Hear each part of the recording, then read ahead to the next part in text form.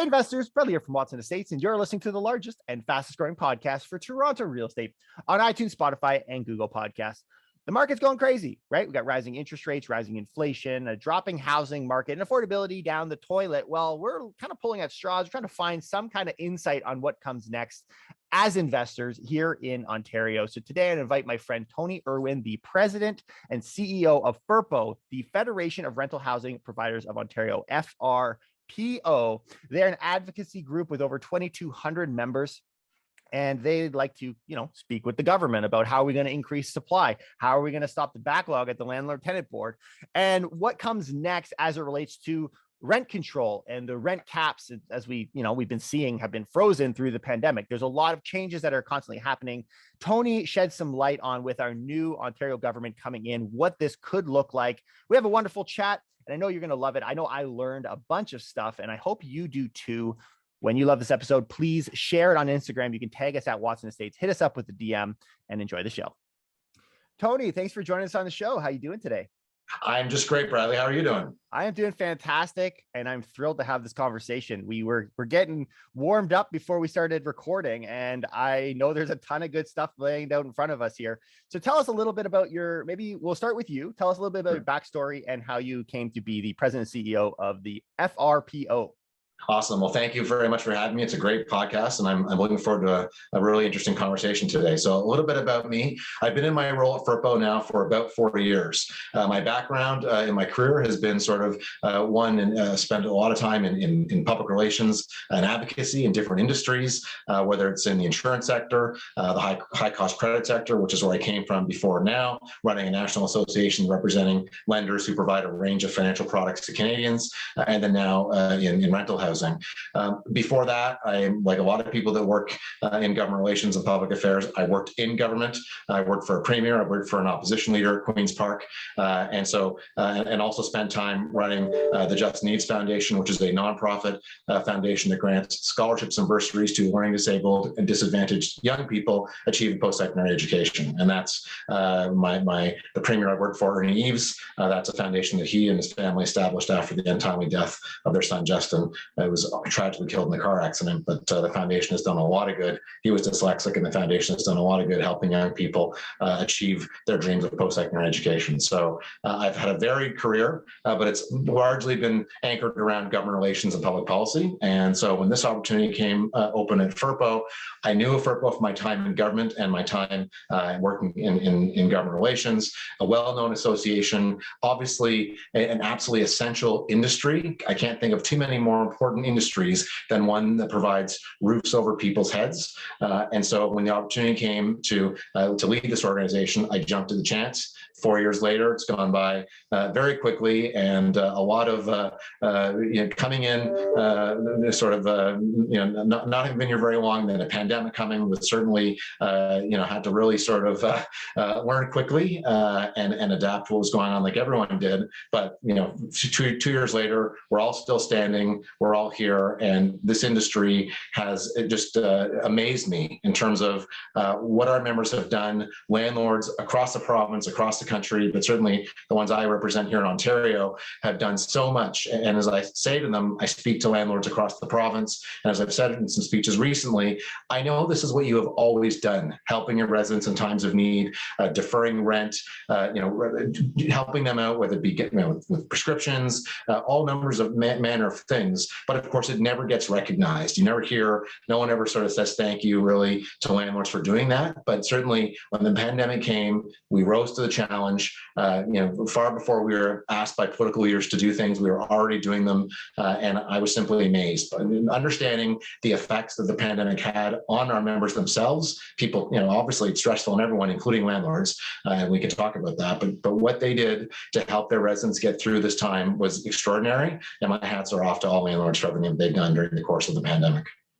Guys, aren't you excited to hear from Tony? This is fantastic. And dude, you're giving me goosebumps, because I was, through our podcast, was walking through these as well. And there was a lot of tension between landlords and tenants, and we'll definitely highlight, we have a pretty solid landlord base of listeners.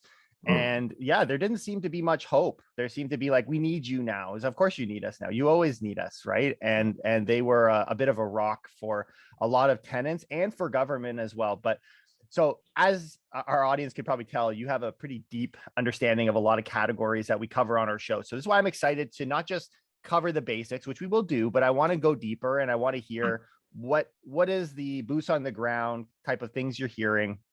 And before we go there, I know that we know a little bit about you, but I think it'd be worthwhile to tell us a little bit more about kind of the background of the Federation of Rental Housing Providers of Ontario, what they do kind of at a macro level, and then we can maybe jump into individual categories that are relevant post-COVID, post-pandemic.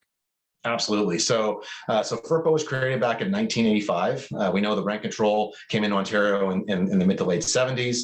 So fast forward to early 80s, and I think there was a real concern amongst landlords at that time around some of these changes and wanting to have a voice. Was actually originally created as the Fair Rental Providers of Ontario. That's what FRPO stood for then. Over time, I think there was a feeling that perhaps needed to change. Fair can be a little bit perhaps tricky. It can mean one thing to someone and something else to another. So at some point, I don't know exactly when, but at some point the name was changed. FRPO remained, which made sense for continuity, but it was changed to Federation of Rental Housing Providers of Ontario. 2,200 members who own, build, manage, service, supply rental housing. And collectively, we have about 350,000 units under our membership, if you will. So that's at a high level. And so what do? We do a whole number of things, obviously, but our primary purpose in our strategic plan, which we updated, I guess, a little over a year ago, really, of course, is to provide quality rental housing in Ontario. And what we do, first and foremost, is to advocate on our members' behalf to politicians at Queen's Park. As you know, we're highly regulated through the Residential Tenancies Act, and of course through rent control and landlord tenant board and so on. So it's ensuring that rental housing providers have a voice at Queen's Park, ensuring that we are heard. Politicians come and go, as you know. Just now, for the most recent election, there are, I think, 30 some odd new MPPs. They need to be educated. Some may know about housing, some may not know much about housing. We also know that a number of MPPs are themselves landlords, which is sort of an interesting side note. But bottom line, we advocate for our members at Queen's Park. We do a lot of other things, as I'm sure you know, whether it be running educational sessions, webinars, networking opportunities. Of course, we are involved with charitable giving through Interval House, which is a shelter for women fleeing domestic partner violence. So a whole lot of things that FRPO does. But at our core, it really is about advocating on behalf of our members to Queen's Park. Yeah. Yeah, and a whole lot more we'll keep going on in the show here. But as you're going through these, it's funny, right? You guys have an amazing mandate in that you're protecting housing, you're protecting landlords, and you're trying to make kind of this go back to roots, right? The fair rental housing, making things what would appear to be affordable. Whereas today, we're all but that. It seems like that's not happening. But I know, having spoken with folks on the other side, on the tenant side, it sounds as though their mandate's the same, right? They're trying to accomplish the same thing. And we keep running up against this kind of tension. And I think it's amazing that you're able to walk these MPs through what that process looks like. And in some sense, you guys are in on both sides, right? You're in government in the form of advocacy, but you're also out in the field providing that housing. So you're very heavily involved. And it's very interesting. And I encourage our listeners to go back and listen to some of our tenant advocacy groups as well. Often, though, in these types of contexts, I do find that we get a strong voice from organizations like FRPO. But there are a lot of tenants that are often they're not in the spotlight, right? They're kind of on the side and trying to. So I do feel for them, but there definitely needs to be, in the way of protecting consumers, this kind of representation that you guys are offering and that you're bringing. So if you were to kind of go very high level, what would you say, having spoken to landlords and to government? Obviously, we have a transition of government right now, but what would you say are some of the major challenges that landlords are experiencing? That seems to be where all the pressure is on landlords right now. Well, I mean, the landlords are facing a whole host of pressures. I mean, we can talk about skyrocketing insurance costs. We can talk about, skyrocketing costs everywhere. So whether it be utilities, whether it be insurance, I mean, we know the cost of running rental housing has, over the last couple of years has gone through the roof. And obviously, inflation is an issue for everyone, whether it be landlords or tenants. But in the case of landlords, we of course had a rent freeze in 2021. Many landlords voluntarily froze rent in 2020. So a couple of years of no rent increases. This year it's 1.2%, which of course is quite low. That is what the guideline calculated. So it's not like that was manipulated. That's just what it was. But we know we're on a collision course to a much higher number for 2023. And the challenge there, of course, is that we have a cap of 2.5% that was brought forward by the previous Liberal government. So that's going to be a particular challenge. And we've already been communicating that to government, to the government that was reelected. That's a concern. And we know it's a concern, of course, because of the I think you alluded to earlier, the sort of centuries-long kind of, perception of landlords and government's unwillingness to, sort of do anything that could be perceived as, landlord-friendly. This isn't about being landlord-friendly. This is about just being fair, about providing a fair opportunity for landlords to increase rent by an amount that allows them to simply keep pace with the costs that they are experiencing and running their buildings and running their units. So, but it will be a challenge to sort of navigate that and try to get to a better place in terms of an outcome. So that's certainly one. Let's pause there. Remember your next one, but that's new information to me in the way of so this idea of being 2.5 cap, that's really interesting. So when you're saying we need it to be higher, is that coming from the principle of these increased insurance carrying costs, utilities? Is that the reason, or what drives that need to increase the rental amount? So the guideline calculation is basically an inflationary calculation, right? Okay. So it's based on Stats Canada CPI data every month that comes out. You can see what it is. We track it because it's calculated from June to June. So we have a spreadsheet every month. We put in that number, and you can see where it's going to land. Yeah. Obviously, for the past number of years, that calculation has not exceeded 2.5%. So it hasn't been an issue. Whatever the number has been, we've essentially gotten that. Of course, the pandemic was different, and yes, there was a freeze, and we can talk about that. But we're really looking to sort of move forward. But now, but now we are in a situation where we are. So I guess just to answer your question, I think our view is that an inflationary increase seems fair and reasonable. And that's, I think that, and a lot of people's wages are increased based on inflation. That's sort of a common marker that's used, or guideline that's a sort of benchmark that's used for things. So we think that's fair and reasonable. Unfortunately, the previous government, in their Fair Housing Act, which I say in quotations, Fair Housing Act, which did things like get away with the post-91 exemption from rent control, and also brought in a cap of 2.5%. Well, now we're in a situation where that cap is a problem. This is new information. I mean, I read a lot, and this is obviously maybe something that you guys discuss constantly, but this is new information. So I'm curious. Obviously, we don't have a crystal ball, but I'm curious, what do you think is going to come of that? We have a majority conservative government, but obviously that's going to piss a lot of people off if you got a 6% increase in rent. What would that look like? Yeah, so I guess my sort of thought about it, without knowing for sure where it will go, but we've all watched Premier Ford. We've seen him in press conferences, and sort of get a bit of a sense for the kind of person that he is. And he's a business person, but we know he really is a man for the people. He wants to help out the little guy, and the fact that he has a second majority government, even larger than the first, doesn't change who he is at his core. So you said about a problem with being 6%. Yes, I think the Premier would have a big problem with that. And so my position to him and to the Minister of Housing, whether it be whether Minister Clark is returned to that role on Friday, at the end of this week, or whether it's someone different, my point to them is going to be the calculation is it's an inflationary calculation. We feel like that's fair and reasonable. That's what it should be, but we recognize there's a cap. So where can we go, and where can we land that is still fair? And recognizing that many landlords, and I understand, I don't disagree with them, will say, well, fair should be what inflation is. That's what it should be. I get that. And they're the ones who have to pay the bills. They're the ones who have to draw down on credit sometimes to make things, to pay expenses. They're the ones who take the risks and run the businesses. So I have huge sort of understanding and support for them. But understanding the political reality of any government, whether it be this one or any other one, being uncomfortable perhaps with going with a number that is, say, over 5%. So I think we'll have to see where it lands. I guess all I would say is this, to finish the thought. So there is a cap, as we know, as I have talked about, and from our point of view, that's the absolute minimum it should be. We should be able to get that.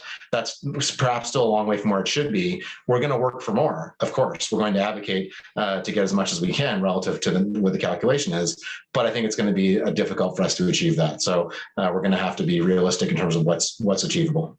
Thank you for parking there for a second. I think that's amazing insight. Okay, so moving along. So what other big challenges do you see landlords experiencing? Well, look, I mean, I think you can't have this conversation without really talking about the whole sort of, affordability challenge, right? I mean, it is the number one topic that's consuming all conversations around housing. It is the whole affordability issue. And so whatever side of the fence you sit on, whether you're a tenant or a landlord or a politician, we're all gripped with this issue. And so I think it's not, we can't sort of not talk about that. So what does that mean? What does that look like? And, within our membership, we have members who build, and they want to build more supply. They want an environment that allows them to do that in a way that is economically feasible, that the pro forma makes sense to build. They want to do that. We have other members, of course, who don't build. They manage units and they want to continue to do that. But even they recognize that more supply is absolutely critical to the affordability conversation. Even if they're not going to build any, obviously vacancy rates are tight most places. And for us, the key to solving the affordability issue and getting rents, sort of taking some pressure off rents, is to get more supply. And so. And I think that's, obviously there is a desire amongst the public and amongst our politicians to do something about the sort of cost of housing generally, including rent. And to us, the way to really get at that is to get more supply built. So that is a huge challenge for us. And I think whatever part of the spectrum you're on as a landlord, it's something that should be of a concern to you, because we continue to hear every day about affordability issues. And those are the kinds of things that will force governments to make decisions that we may not be happy with. If it continues to be more and more stress is put on the system, those are things that ultimately politicians say we need to do something. And the do something will be something that most of us in this sector will not necessarily be happy about. So we have to work hard to try to get at this, to really, I think we've done a lot in the last couple of years to really sort of advance the supply conversation. When I started here 4 years ago, I would get into frequent conversations with people, politicians and otherwise, who would challenge me on the supply argument, would say, it's not really, what do you mean? Like, we don't really need that. We're fine. There's lots of supply. And I'd say, what are you talking about? I mean, we do these studies with Urban Nation, looking at what the supply gap is. It's pretty clear. Fast forward a few years, and now when you have the most recent federal budget that was termed the housing budget, the first 30 pages were all about housing. And even in that document, the federal finance minister talked about the need to support rental housing. I think it's clear that all governments now recognize we don't have the same path maybe, or the same ideas around the solutions, but I think we all agree that supply is absolutely critical, and more of it, and of all types. And what I would say, just to finish that thought, is we need to that now, if we agree with that, then we need to stop the demonization and the vilification of rental housing. We need to overcome the myths around it, and the misconceptions around renting that we all know, I think, that a lot of people feel like renting is sort of lesser and it's only meant to be temporary. That's simply not the reality today. And when you hear language from, Acorn and others about the financialization of housing and trying to vilify housing, that's not going to get more housing built. It's not going to solve the problem that we need to fix, which is housing. Our population that we have now and the immigration that will come in the next coming years, it's only going to be exacerbated. So we need to get a handle on that. And in doing that, we shouldn't be pitting one against another. We shouldn't be vilifying industries. We should be supporting those who want to build housing of all forms and really getting at that. Man, as you're talking, I get questions and then you answer them immediately after. So this is fantastic. You're right. Like it would be almost like a flat earth argument to go back and say, what's the supply issues in our market? Is it really supply? I think across the board, every political party all agrees at every government level at this point. And I love that you talked about this vilification of renting. I think that's such a good point. And I think a big part of it, and I would love to get your take on this, is this kind of misconception on what is deemed affordable. We have some plans that are affordable in the sense of getting people into home ownership. You got a lot of that at the federal level as well. There's been a lot of recent plans to try and get that first-time home buyer into the market. We've got affordable housing in the sense of rent, right, and rent control. And then it seems as though when everyone is yelling at each other, the way people are going is just a downwards push towards this kind of inability to even rent. And that's really what's concerning to me as a fellow landlord, seeing people on the edge of homelessness in some of these tertiary markets. And so my question to you is, what is affordable housing? When you guys are looking at affordable housing, FRPO, what is it that you guys think of, or what does that look like? So, we often think about it in terms of, housing affordability and affordable housing, right? So they're two different things in the sense that, housing affordability, there's a need to make housing of all forms more affordable, or there's a need to whether it be sort of trying to make housing more affordable, or doing things that result in people having greater incomes that they're able to afford. I mean, it's a complicated subject, but we want housing to be affordable for people. But then we look at affordable housing. Well, affordable housing to us is a bit of a different term in the sense that there are all kinds of different, when you look at the housing continuum, there are all kinds of different sort of housing forms. So, whether you've got market housing at one end, or and homelessness at the other. And, I think as a society, we don't want people to be homeless. We want people to have shelter. I think shelter is critical in a country as rich as Canada, as prosperous as Canada, and as fortunate as we are to live in Canada. I think we don't want that. And then within that spectrum, there are all sorts of other types of housing, whether it's transitional housing, whether it's supportive housing, whether it's affordable housing. These are different sort of steps along the way from one end to the other. And where we want everyone to be on that continuum, I think, is not something that I can answer. But I think what is critical is that we are in a country where people can have shelter. And so people look at, and I think, people look at us and say, well, you should be building affordable housing. Okay, well, let's talk about that. So we are market. We're sort of the market sector and private market builders of housing, and within that, we do want to have affordable units, and many of our developments do. They will, whether they have to do it through inclusionary zoning, or whether they voluntarily say, we're going to provide a certain percentage of units in this building will be affordable. Now, affordable would be based on, CMHC definition of affordable, based on the CMA, and wherever this project is being built. That's what they would consider to be affordable. But, I still remember coming into this role 4 years ago, and the Minister of Housing saying to me, the challenge is there's no one definition of what affordable is. So people will default CMHC because that's kind of what everyone does.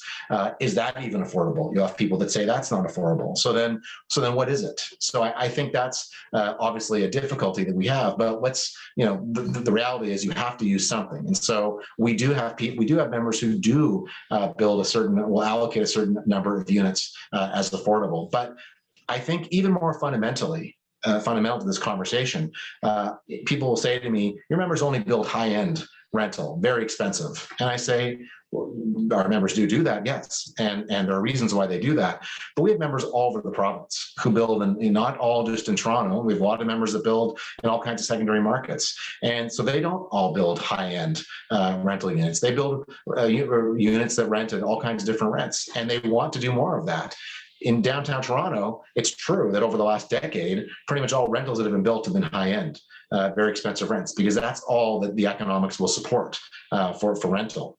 That needs to change. But in other markets, that's not as much the case. And so we do have a range of rentals that are built at different rents, and we need to keep doing that. And so, communities that are supportive of that, they will get more rental built, and then those will, that will then open up more units that are of different rents that will appeal to people of different income types, different parts of the spectrum. But I think we at FRPO, we talk about when it comes to affordable, and governments that want to bring in inclusionary zoning with no offsets, they just say, we're just going to impose this on you. You must build a certain amount of units that are at this rent. And we say, well, we're not, sort of as a principle opposed to inclusionary zoning, but there must be offsets to make this work. You can't, if the economics don't work, we're not going to build it. And we don't have to build it. Our members will invest their capital elsewhere. So the offsets have to be there to say to that developer, this project makes sense. And so if you want units that are affordable, of course, we understand how this works. You're simply, charging some people more rent and subsidizing others. But if that's how we want to do things as a society, our view is, first of all, if you want that, then you have to provide the offsets, meaning you've got to provide the density and bonuses to be able to make that project work. But secondly, there are people in society who do truly need help to be able to have shelter.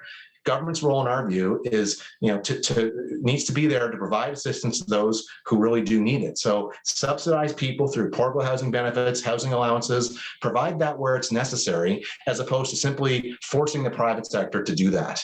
There's a role for government to help people in society who are less fortunate and who do need that help, and they should be doing that.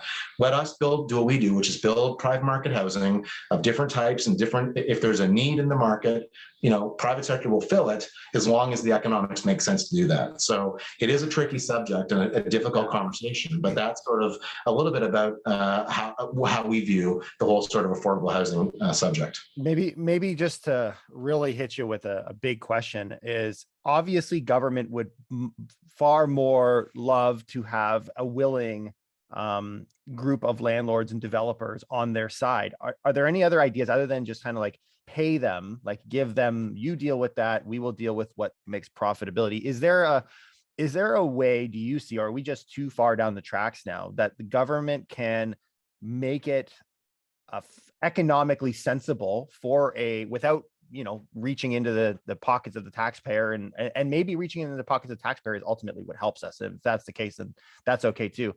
Do you see a world where the economics of a developer and of a housing provider can be in line with the affordability and support of the market? And I know that's a tough one. That's a tough question. I can't think of an answer, but I'm curious what those discussions look like for you guys. Well, I think what I would say to that is, for example, there are good programs with CMHC, right? CMHC is an important institution, provides support through financing and mortgage insurance to builders. There are things that government can do if they really want to stimulate construction of housing, at different ends of the spectrum. And so, and say there are good programs, the rental construction financing initiative, and now the federal government's brought forward a housing accelerator fund. We're still working through the details of how that's supposed to work. So there are things that can be done that will that then make it the economics work to get projects built of different sort of say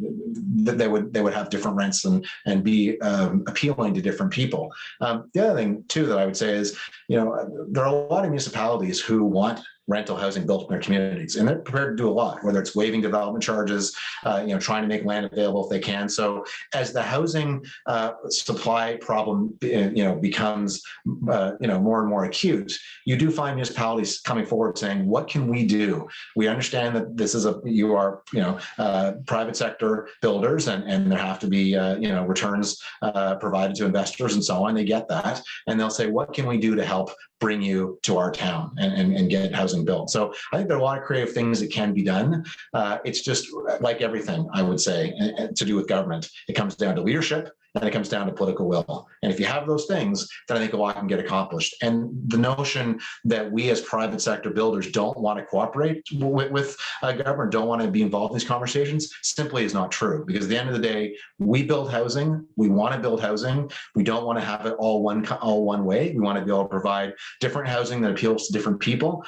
And so it's really about sort of finding ways to work together. I think, as I said, there are some positives that exist already. It's really just sort of taking those, moving forward with them, but recognizing that within the entire housing sort of continuum, we all have a role to play. So private sector can do its part, government needs to do its part. Our view is government. I think government should not be in the business of building housing. I don't think that's what government should be doing. They should be providing supportive environments, and whether that be through preferred financing, other kinds of incentives, just providing the conditions so that those who know how to build will build.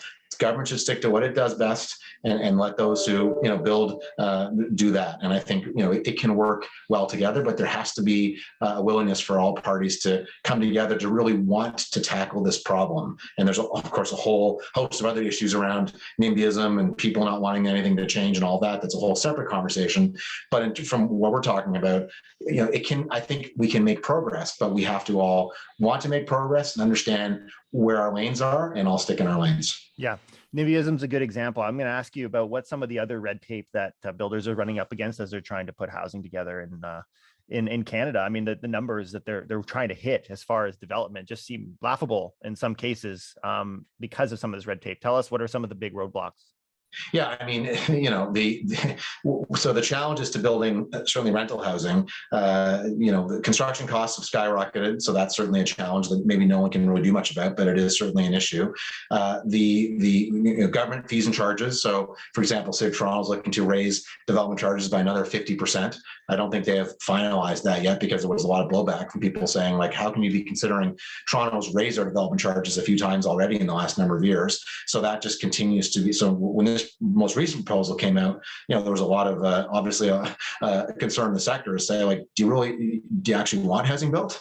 Because we're going to keep raising these charges. We understand growth has to pay for growth, but these kinds of increases, are obviously seem extremely high and are very tough to manage. So certainly government fees and charges, and then you talked about just the length of time it takes to get to the development approval process.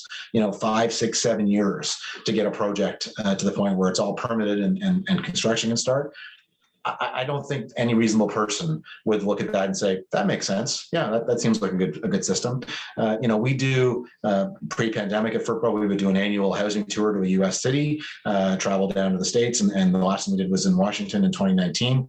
And we'd go and see sort of new buildings, and so whether it be just looking at sort of best practices and what's happening and in different innovative things, but also get a sense for what's your system like here in terms of getting projects approved. And there are many cities where it's far faster, or it can be done in maybe a year. Whatever the right number is can be debated, but it's certainly not 5 to 7. It needs to be much quicker than that. So why does it take so long? Because there's so many different agencies, departments who all want to say, and you've got to go through all these different hoops. And a lot of it is, the person's on vacation, and so they're gone for a month, and then nothing happens, and your file gets put in a drawer, and all these things you think are just crazy, but it does happen.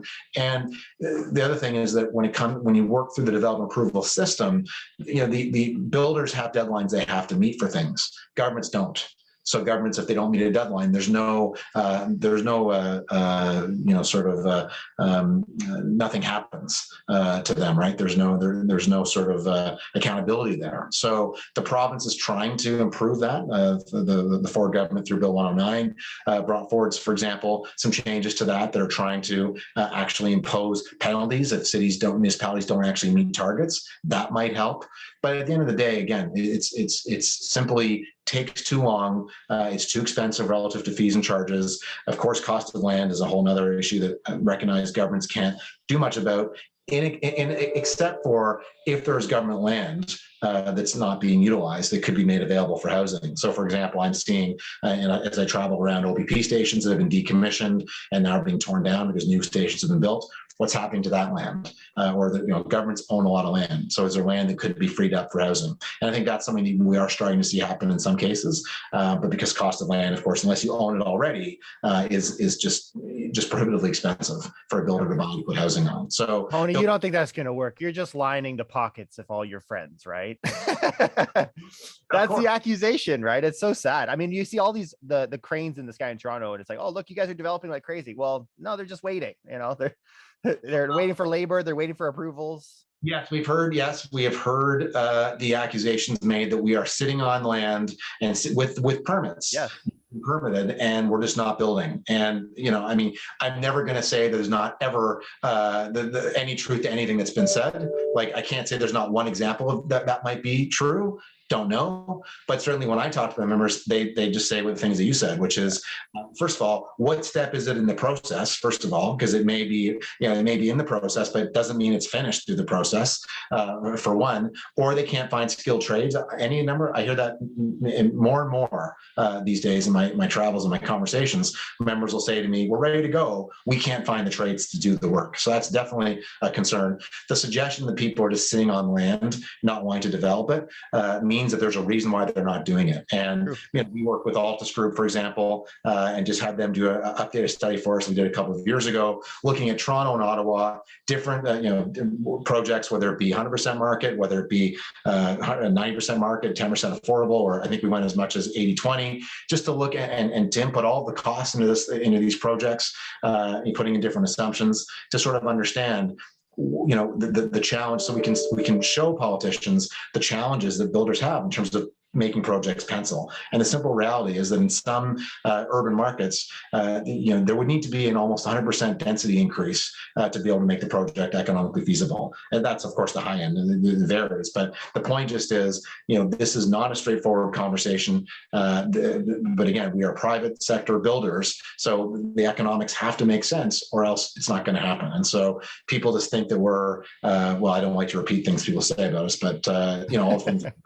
And it's just simply not true. It just simply isn't true. Okay, I want to hit you with a couple more questions here. We're running tight for time, but we want to pivot and talk about the landlord tenant board. Can you quickly tell us about the backlog, where we're at with that? So, landlord tenant board is, of course, another important topic. I mean, we really we're simultaneously always working on the supply conversation and the operational side of being a landlord, because they're both equally important and both hugely challenging. So, the landlord tenant board is, it's when the Ford government came into office, there was a huge deficit in terms of adjudicators. The previous government was letting positions expire and not even, forget about reappointing, not even sort of extending terms. So when the new government came in, there was a huge need for adjudicators. There was a massive shortage in the number of adjudicators. So we were really pushing on them to deal with that. Over time, they have increased the number of adjudicators. Unfortunately, many are part-time, many are cross-appointed, so they serve on other tribunals besides just the LTB. So it's something that, we just had a meeting last week with the LTB, sort of new leadership there, and they know that's an issue, and, continue to sort of work on trying to increase the number of adjudicators. That's certainly one, and that has plays a big part in the backlog, because there simply aren't enough adjudicators to hear cases, to write orders. So that's a big piece. When you still hear that it can take 9 months to get through the process from where you start, file, to actually having a hearing scheduled, then actually having the hearing. Of course, there can be any number of adjournments. There are a lot of times where tenants just won't show up, and they can get the hearing adjourned. So get through that whole process to finally getting an order issued, and then if it's in favor of the landlord, to actually having the sheriff come to carry an eviction. That whole process can take the better part of a year. That's not acceptable, right? I mean, it's far too long. That's not access to justice in a fair and reasonable manner. I don't think anybody, again, would argue with that. And it's important for both landlords and tenants to have access to justice and have it in a timely fashion. So what are the reasons for that? It really does come down to resources. So again, the Ford government has put resources in to the board, to Tribunals Ontario. They committed $19 million, I think, in the budget, which didn't pass because of the election. So they'll be reintroducing that in the summer, and that will pass. I mean, if it passes. I say that because it is majority government, but the language always is if it passes. When it passes, then that's another $19 million that should start to flow. That will help, but they're going to need more. I mean, I think the reality is it's been under-resourced for a long time. So this new term of government will certainly be encouraging the Attorney General to continue to put more resources into the board for back office staff, for technology, for adjudicators, all things that are needed to get. LTV has service standards themselves that they're not meeting, and so they need to get the resources necessary so they can meet their own service standards. So we're going to continue to advocate, and then also from a process point of view, for example, a lot of cases at the LTV are related to non-payment of rent. In our view, those are pretty straightforward. You've got documentation, you've got proof. Certainly, if a tenant doesn't appear at the hearing, in our view, there should be an expedited process for those to not have to then adjourn them and reschedule. That takes a lot of time, and that's not efficient, not good use of time. So to us, there should be a way to expedite those sorts of hearings, especially if the tenant does not appear at it. So things like that could speed things along. Again, it's not denying anybody their right to a hearing. It's making the system more efficient for those who choose not to participate. So those are great ideas. I could back those ones. So obviously, I love the thing that you've kind of repeated where, the economics need to make sense for developers and for builders and landlords. And that's true. That's accurate. And I think that that's a beautiful thing. And the scary thing of all of this is how many, we'll never know how many helpful individuals have we scared away from Ontario. And so we got to get a handle on this. And so my last question for you guys is, at FRPO, what are you guys advocating for? What, at a high level, what are some of the big action items that you want to see this new Ontario government take control over in order to fix all of these things? It's a great sort of thing you just mentioned about that. The thing that I hear the most from our members who develop is wanting certainty in rent. I mean, we all want certainty in our lives, I think. And so maybe it's a bit much for me to be suggesting like we all want that. But certainly for our members who build, they say to me, we need certainty in regulation. So in other words, we had the exemption from rent control for all units post 1991. Then the previous government canceled that. Then the Ford government brought it back for units post November 15, 2018. That's not bad that they did that. That's critical. They did that. And definitely it has helped get more projects. In fact, even some projects have been converted from condo to rental in the application process. So that's good. The concern from experienced builders is I've seen this before. So it's here now, but it could be gone again in a couple of years. Yeah. So having certainty in our regulatory environment, because to your point, builders don't have to build. They can invest their money elsewhere. They can take their capital somewhere else. And no doubt people have. So having a system that isn't constantly fiddled with, where there is sort of certainty in the regulatory environment, so that people, because as anyone that is experienced with government will tell you, they'll say, we may not love certain things the government does, but as long as we know what it is, we can learn to adapt to it. As long as we know it's not going to be here one day, change the next day, change two days after that.